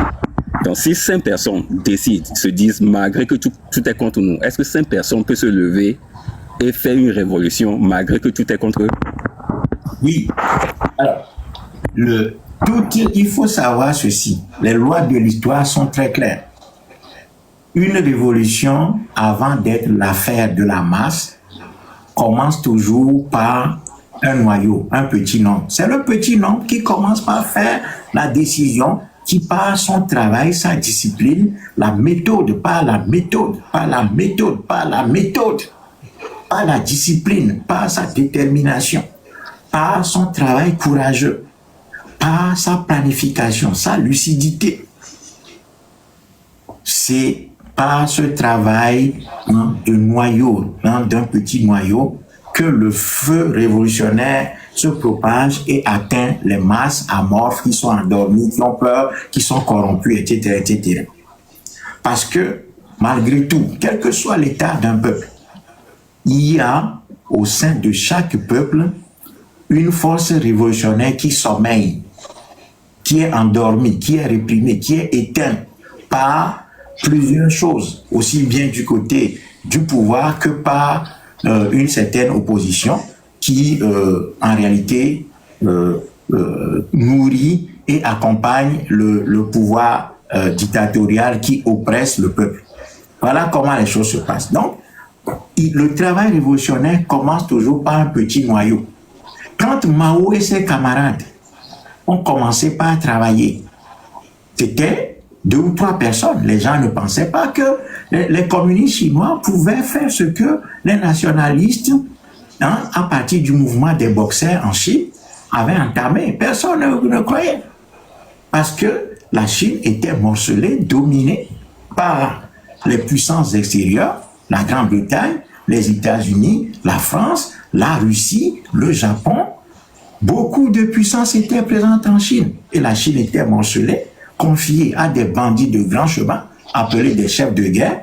Mais quand les nationalistes de Chiang Kai-shek ont commencé cette bataille, ils ne savaient pas qu'à un moment donné, cette bataille sera radicalisée par les communistes qui, réunis autour de Mao, étaient 2 ou 3 personnes. Et ce sont ces 2 ou 3 personnes qui ont fait le boulot, qui ont travaillé énormément pour étendre la pensée révolutionnaire sur l'ensemble du territoire chinois. Et ils ont gagné en 1949. Les Allemands, l'Allemagne était dominée, morcelée, fracassée. Il y avait des douanes partout en Allemagne. C'est Bismarck et ses amis, quelques personnes qui se sont réunies dans un esprit patriotique énorme, ont commencé par faire le travail de la Renaissance allemande et ont mené la révolution pour casser les douanes, détruire. Comme l'Afrique est morcelée, l'Allemagne était morcelée exactement comme ça. C'est Bismarck et ses amis qui ont fait le job. L'Italie était dans la même situation que l'Allemagne, dominée de l'extérieur. Qui a fait le travail? Garibaldi et ses amis, Cavour. Garibaldi et Cavour et quelques camarades se sont réunis et ont lancé la renaissance de l'Italie.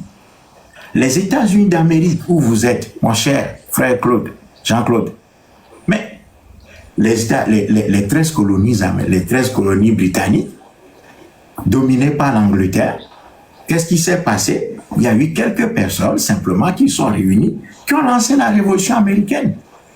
Et ces gens-là ont réussi finalement à drainer le peuple, à drainer les masses avec eux, et ils ont battu l'Angleterre. Et les États-Unis, les 13 colonies américaines ont proclamé leur indépendance. Donc, la France, qui a lancé la renaissance de la France, c'est De Gaulle et ses quelques amis qui sont partis, fuyant les vichistes, se sont établis d'abord à Brazzaville, puis à Londres, et c'est depuis Londres que De Gaulle, entouré de 2-3 amis, a pu lancer la libération de la France, et la France a été libérée. Donc, tout mouvement de libération commence par un petit noyau, mais ce petit noyau doit avoir comme méthode de travail la discipline, le sérieux, la vision, avoir un chef que tout le monde suit. Mais les Miagbois, pourquoi est-ce que nous n'arrivons pas à avancer chez les Noirs? Tout le monde veut être chef. Voilà. Les gens ne savent pas que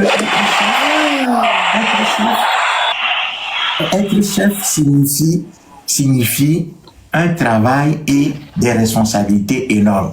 Si Mao Tse-tung était combattu par ses amis, les Tchouté et les Deng Xiaoping, etc. Si Mao avait été combattu, si tout le monde voulait être chef, Mao allait échouer. Si De Gaulle était combattu, De Gaulle allait échouer. Si Bismarck était combattu, Bismarck allait échouer et l'Allemagne serait aujourd'hui certainement dans une autre position que la position dominante en Europe. Et les Garibaldi et Cavour, s'ils avaient été combattus par leurs propres compatriotes qui disaient, dans une sorte de folie furieuse, contestaient leur leadership, eh bien l'Italie aurait connu un autre sort que l'Italie actuelle. Ouais. Donc, il y a des choses qu'on appelle les constances de l'histoire. C'est-à-dire, ce sont des invariables qui ne changent pas. Mais lorsqu'un peuple ne veut pas respecter ces constances-là, ce peuple échoue là. Regardez le peuple noir. Que ce soit sur le continent ou ailleurs. Mais chaque fois que vous avez un leader charismatique qui naît, au lieu de l'appuyer, il y a des gens qui le détestent et qui veulent le tuer. Le cas de Sankara. Mais même, regardez Ibrahim Traoré aujourd'hui. Les Noirs, il y a des Noirs que le maître est en train d'utiliser pour pouvoir l'abattre. Pour pouvoir l'abattre. Alors que ce gars-là est en train de travailler pour la renaissance de nos peuples sur le territoire du Burkina Faso. Et Sylvanus Olympio a été tué par qui? C'est pas un Noir qu'on a utilisé pour l'abattre. C'est-à-dire, chaque fois qu'un peuple ne veut pas respecter les lois de l'histoire, là, ce peuple est puni très sévèrement. Donc, dans nos rangs, aujourd'hui, tant que nous allons rester dans cette contestation généralisée, c'est-à-dire, quand je vis quand je ils ne savent pas de quoi on parle. Mais au lieu que nous identifier l'expertise dans nos rangs et nous réunir autour de cette expertise, non, on dit que on n'a pas besoin de leader. Ou bien chacun n'a qu'à faire sa part. Ou bien non, donc,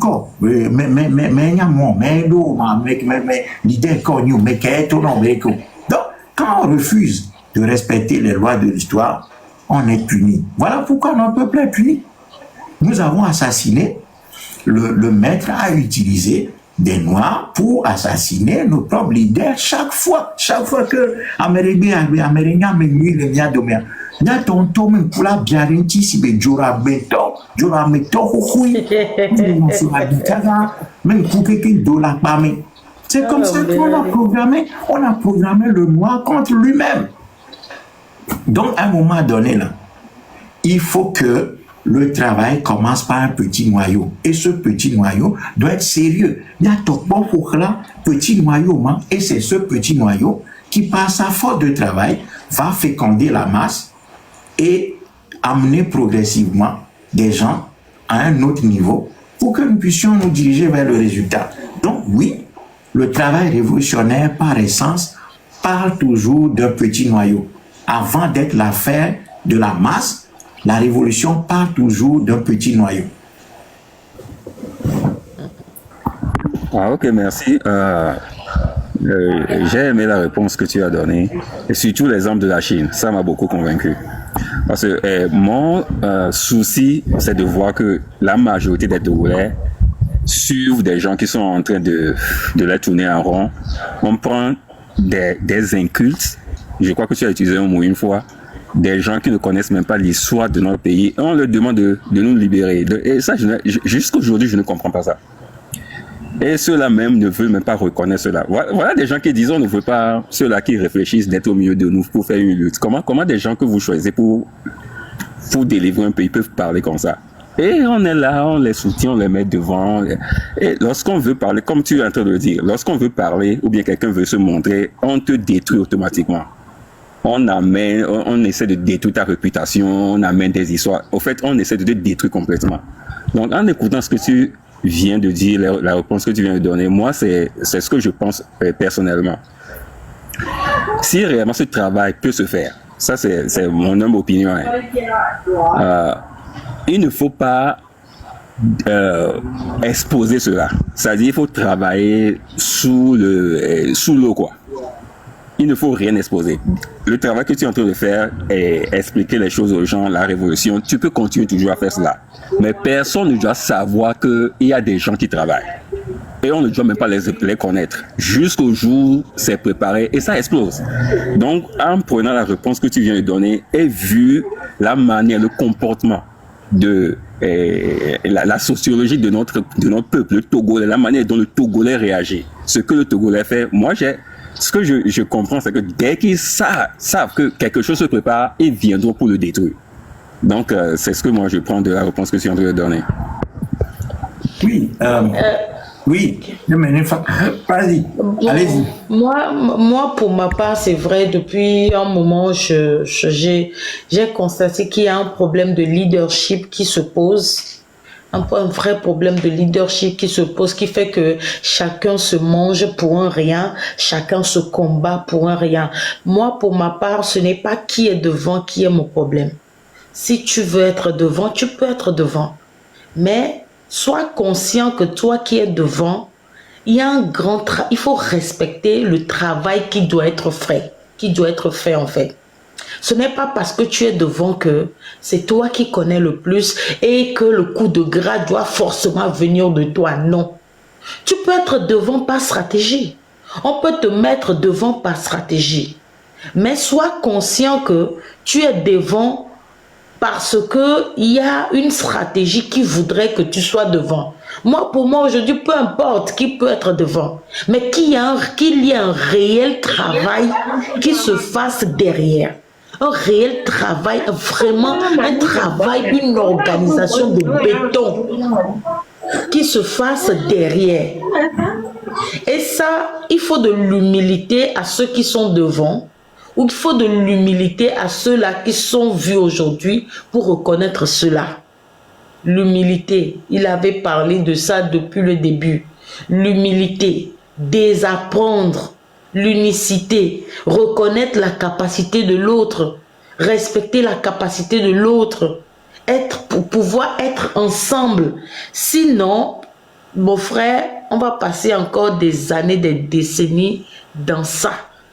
Tant que ça ne se respectera pas. Vous avez parlé de loi.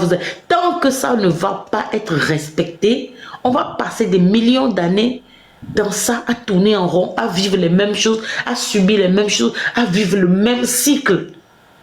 Et pendant ce temps, il y a de l'argent qui coule, il y a de l'énergie qui coule, il y a des vies humaines qui coulent. Un voyage de 8 km commence toujours par un pas. Je vois que si c'était que c'est un panel où on était en train d'insulter, on était en train de faire le buzz, on serait déjà allé à 1000 personnes. Mais 25 personnes, vous avez parlé d'un sec, d'un noyau. Comme le frère JC l'a dit, on continue. Moi, je vous avais jamais écouté, je vous ai jamais entendu, je vous connais pas. Peut-être de nom, oui.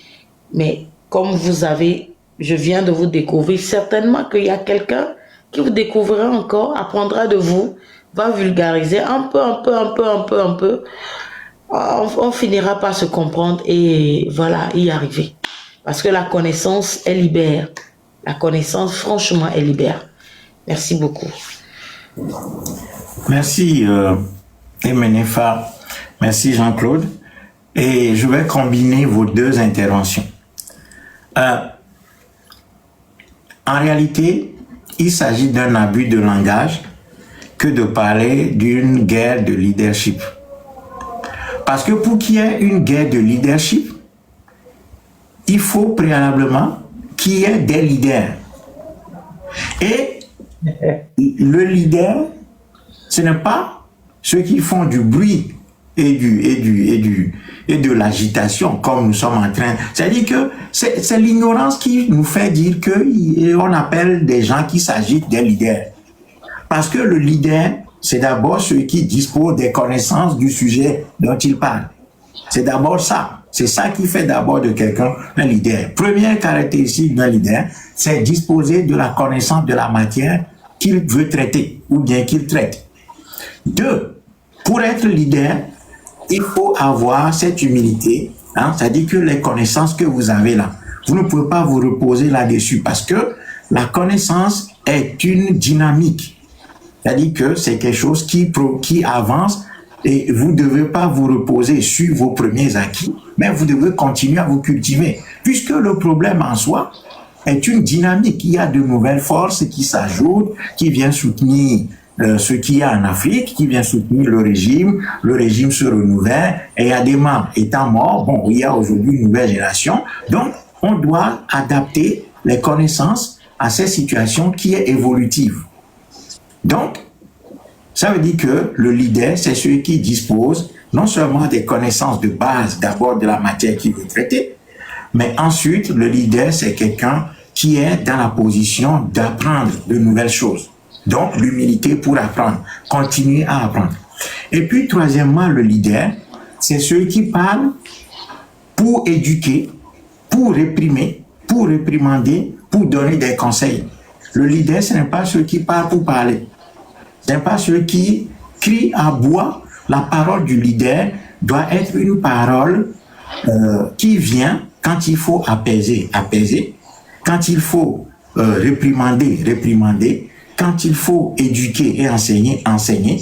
Et quand il faut motiver et mettre des gens au travail, le leader doit avoir la mesure. À chaque étape, à chaque situation, le leader doit avoir une parole. Mais quand quelqu'un parle à tout bout de champ, dans la culture africaine, mais on n'attend pas le chef, celui qui tranche les questions, celui qui tranche les litiges, celui qui régule la société. Ce n'est pas ceux qui n'aimeraient les douamés. Même dans la famille royale, quand le roi meurt, on ne désigne pas, même si tu es le premier de la fratrie, même si tu es le frère aîné de la fratrie, et que tu parles n'importe comment, et tu t'exhibes, tu bois de l'alcool, tu fais du n'importe quoi, et il y a ranokele, et douamé, et il y a amevlu, il y a blamba amevlu, même ne ou gagner vie tout ban ton afiare pour toi dire on va chofianao. On va trouver même le Benjamin de la famille qui est sage, qui est mesuré, qui a la parole mesurée. C'est à lui qu'on donne le trône. Donc, quelqu'un qui parle parce que il y avait fini,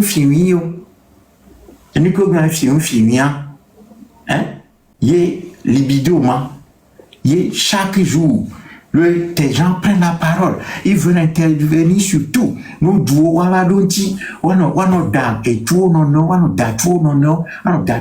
et vous appelez ça leader. Et c'est ça qu'on appelle guerre de leadership. Non, s'il vous plaît, c'est en sérieux, c'est pas du leadership.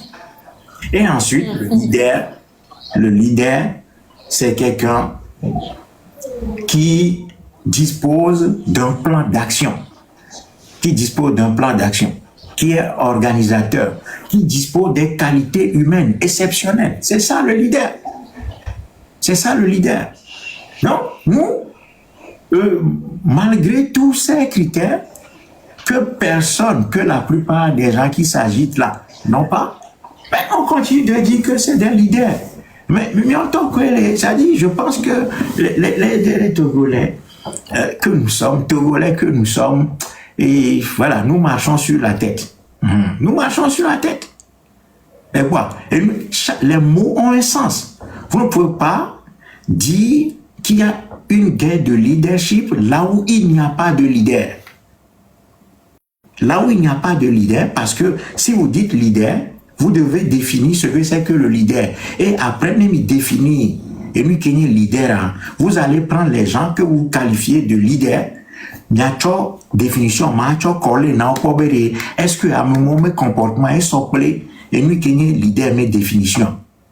Il faut les cas qui globé guerre de leadership et parce que il y a plusieurs personnes qui remplissent les critères, les conditions de leader, s'affrontent parce qu'il y a une guerre d'affirmation de soi qui fait que en ce moment-là, il y a une guerre de leadership. Si on n'est pas dans ça, ça veut dire que nous abusons du langage en appelant ces bêtises, ces conflits de coq, ces combats de coq, nous les appelons abusivement guerre de leadership. C'est faux.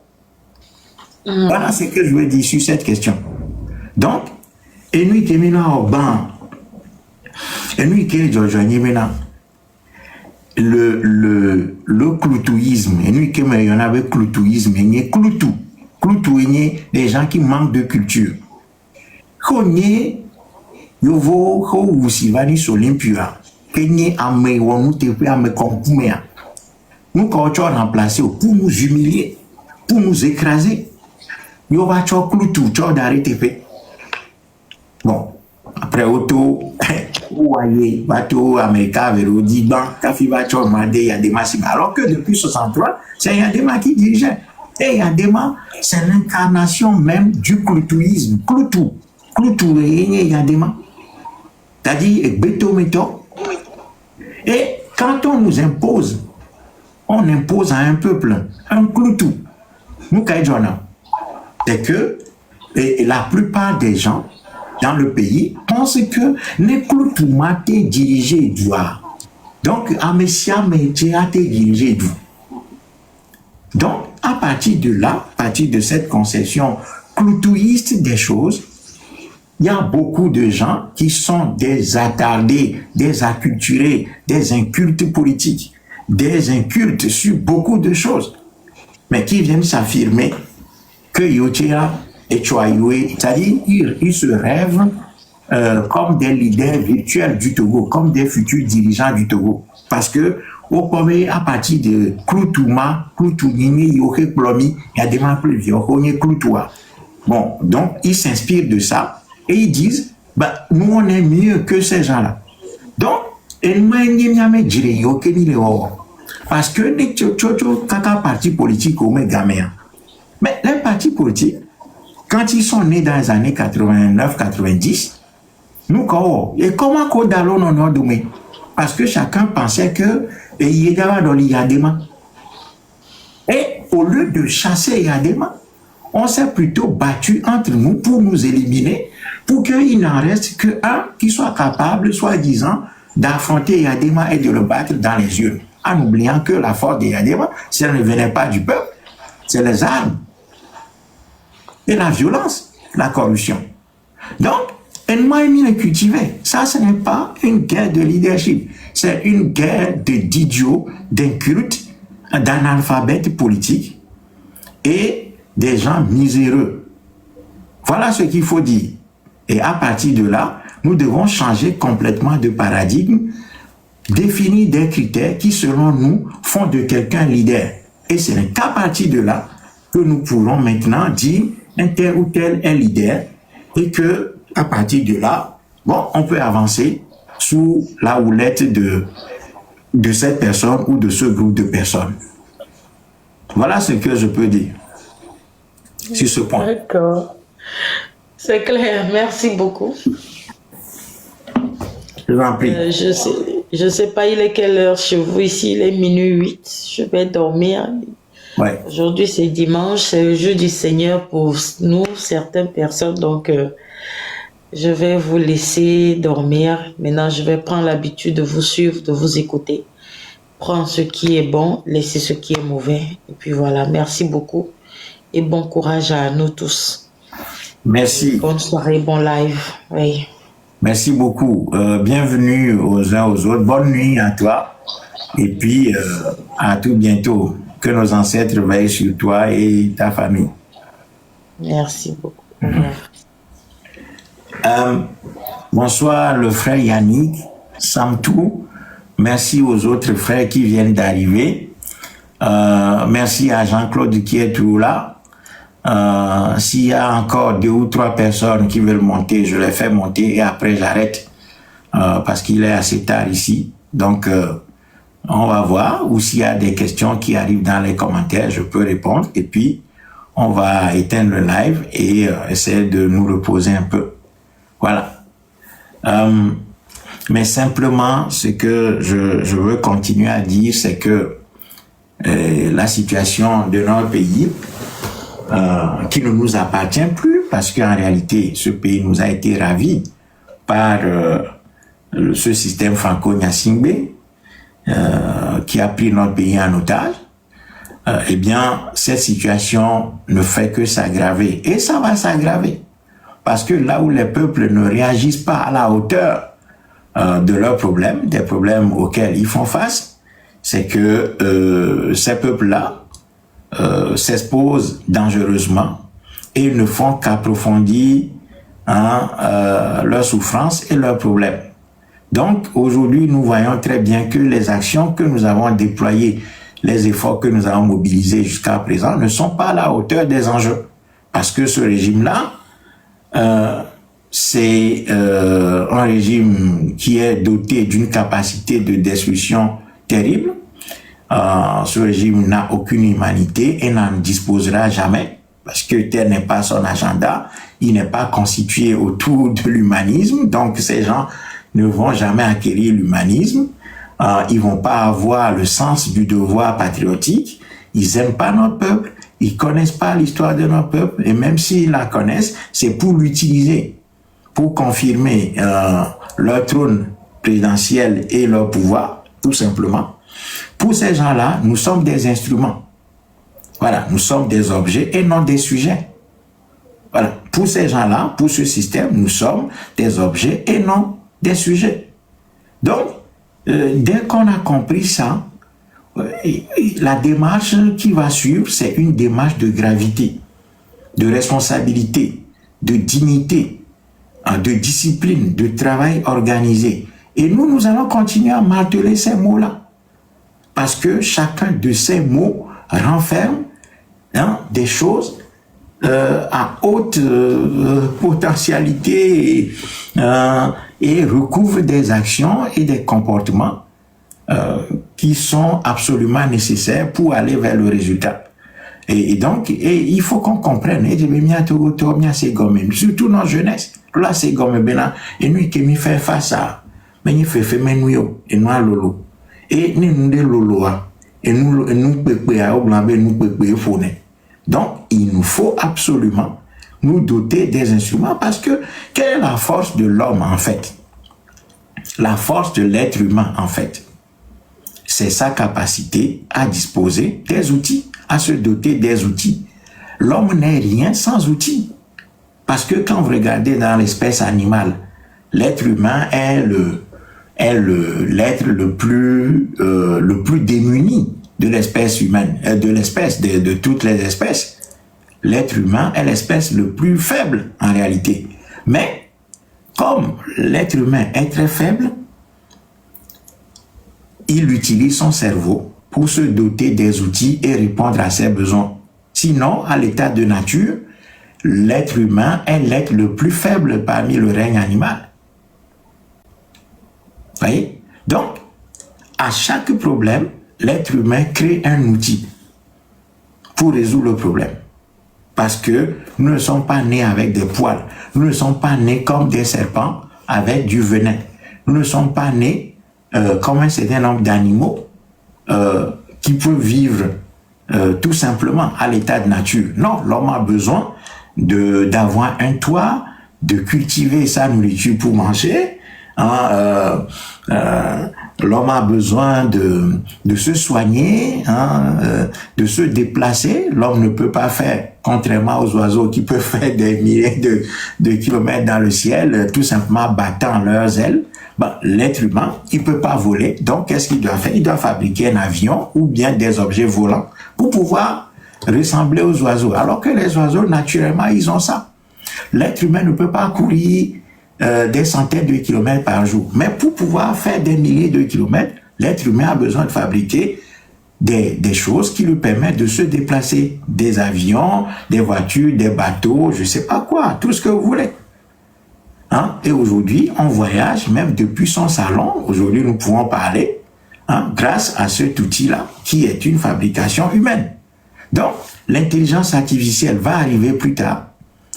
Puisque, en réalité, l'intelligence artificielle, on pense que l'intelligence artificielle a dépassé l'homme. Non! L'intelligence artificielle est une créature humaine. C'est une création humaine. Donc, la limite de l'intelligence artificielle, c'est l'homme, en réalité. Vous voyez? Donc, et quand un problème se pose aux êtres humains, les êtres humains cherchent des outils pour pouvoir le résoudre. Donc, le problème qui se pose à nous au Togo, c'est un problème d'un système colonial qui a pris notre peuple en otage. Et donc, il nous faut chercher les outils. Et quel est l'outil qui est le plus adapté au problème togolais? Ce n'est pas les élections, ce n'est pas les partis politiques. Je ne vais pas revenir sur tout ce que nous avons dit, sur l'ensemble des moyens que nous avons utilisés jusqu'à présent pour résoudre le problème togolais. Il nous faut bâtir un instrument populaire révolutionnaire. C'est ça qui est la solution au Togo et en Afrique, d'une manière générale, puisque c'est l'ensemble du continent qui se trouve dans cette posture. Donc, nous avons besoin absolument de nous doter de cet instrument. Et nous le montrons modestement, nous avons créé ce mouvement qui s'appelle le MOLTRA, Mouvement pour la libération totale et la reconstruction de l'Afrique, pour donner cet instrument-là, cet outil-là dont nous avons besoin pour résoudre nos problèmes, notamment sur le plan colonial. Donc, cet outil-là, ce n'est pas simplement un outil de ma personne, c'est aussi votre outil. Il faut s'en saisir, il faut l'utiliser pour que nous puissions progresser ensemble vers la construction de la solution. Si nous ne faisons pas ça, sachons que les solutions ne vont jamais venir d'elles-mêmes et que ce n'est que par la force du travail de l'humain que la situation de l'être humain change. Il n'y a pas de miracle, il n'y a pas de raccourci vers la liberté, il n'y a pas de voie facile. Chaque fois que des peuples ont voulu prendre des voies faciles, ils ont fini en enfer. Donc, nous devons construire ce mouvement populaire et c'est l'appel, encore une fois, du Mortra. Mais moi, j'ai appris beaucoup de nos compatriotes, si bien que aujourd'hui, nous ne cherchons pas à gagner des milliers, des centaines de personnes, des centaines et des milliers de personnes, mais simplement ce noyau décisif capable de faire un travail discipliné pour que nous puissions avancer progressivement. Donc, la balle est dans le camp de tout un chacun. Si nous voulons, nous pouvons. L'espoir est permis à condition d'utiliser le temps qui passe pour préparer la suite. Mais si nous pensons que le temps lui seul va régler notre problème, non. Les problèmes qu'on ne règle pas, les problèmes qu'on n'utilise pas le temps pour traiter, les problèmes qu'on ne traite pas en utilisant le temps comme moyen, eh bien ces problèmes s'aggravent. Voilà la vérité. Donc les maladies qu'on ne soigne pas dans le temps, si vous pensez que plus le temps va passer, vous allez guérir naturellement, vous vous trompez. Parce que le temps, en ce moment-là, devient votre pire ennemi et cette maladie va vous tuer. Voilà. Donc, il faut utiliser le temps qui passe pour préparer la bataille finale face à ce système. Et comme nous sommes les plus nombreux, mais les plus nombreux, désorganisés, trompés par n'importe quelle sirène, les plus nombreux mais désorganisés, apeurés, corrompus, minés par des conflits internes de bas étage, etc., préoccupés par le pain quotidien, eh bien, ce grand nombre-là, pour le moment, ne dispose pas de la force. Mais il faut renforcer ça, maintenant, en nous dotant de cet outil qui est un mouvement de libération nationale. Ce n'est que comme ça que nous allons nous renforcer et aller vers la victoire. Donc, voilà ce que je voudrais dire ce soir. Je laisse encore une fois la parole à Jean-Claude, si tu veux dire quelque chose, et après je conclue, et on va en rester là pour ce soir. Ah, ok. Bon, je l'avais dit avant, je venais de joindre le live, mais bon, les réponses que tu as données, les explications qui ont suivi, je comprends mieux maintenant que c'est une question de volonté, de savoir que le nombre est vraiment restreint, mais il faut beaucoup de discipline, il faut y mettre le cœur et savoir là où on va et ne pas se précipiter en pensant que la solution c'est aujourd'hui bien demain, mais la solution viendra après le travail qui sera vraiment fait dans en bonne et due forme. Donc au moins aujourd'hui c'est ce que je comprends parfaitement.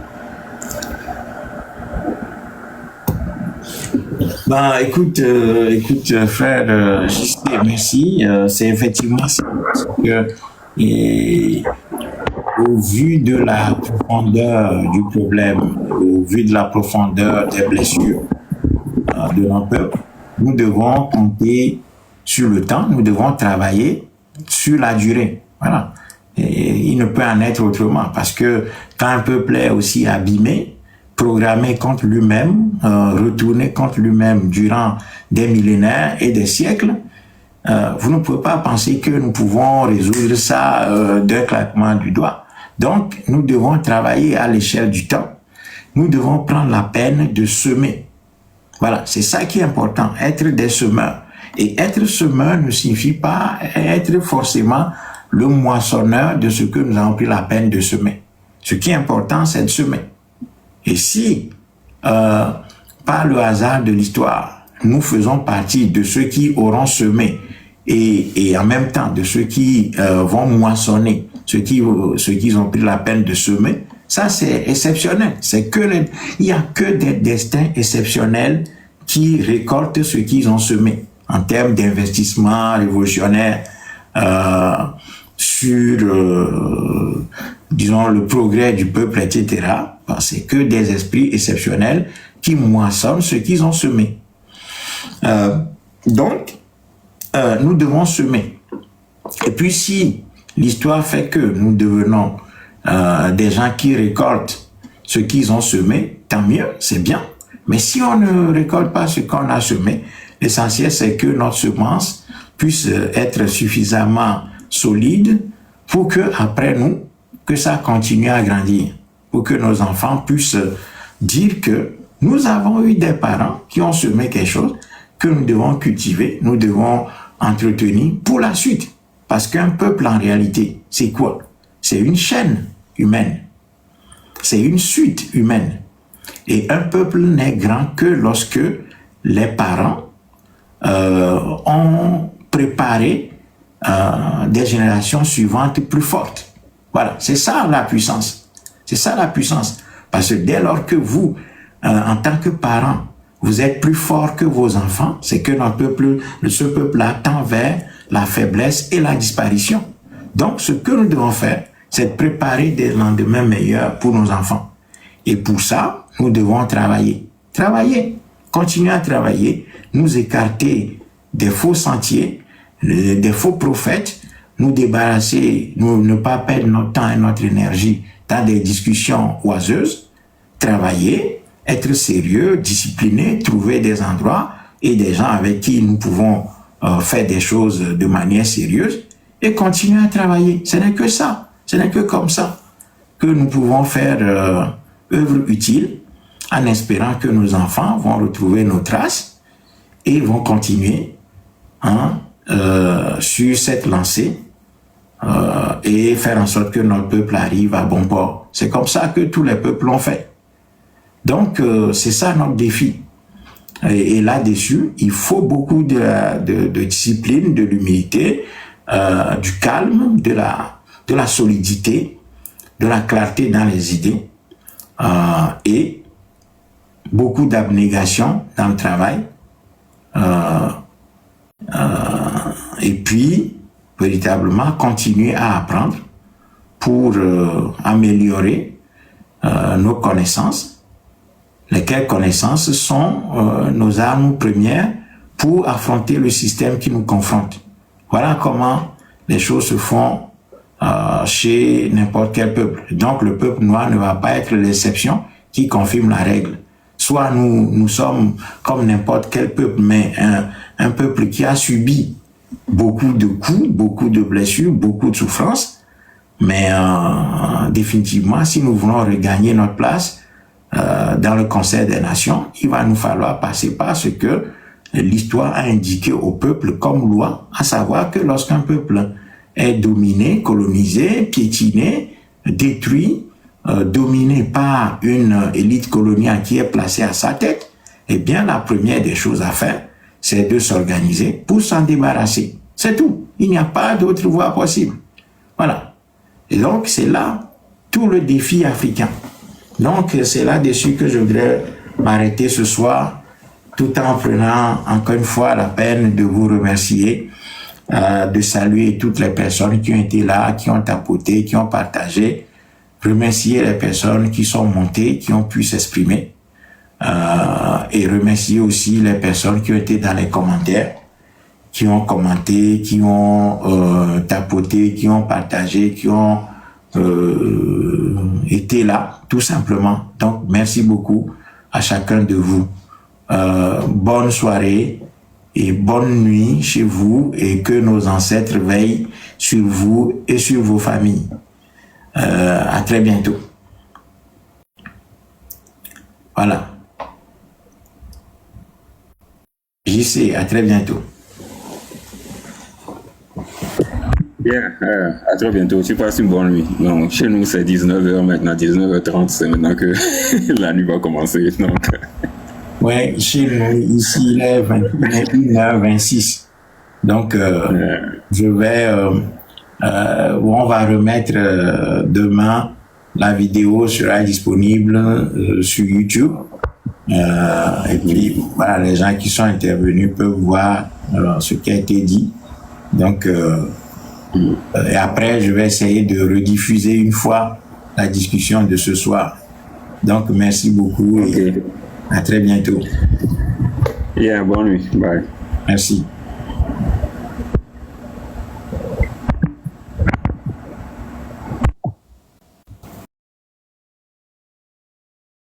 Eu rappelle, Então, filha, eu estou na missa.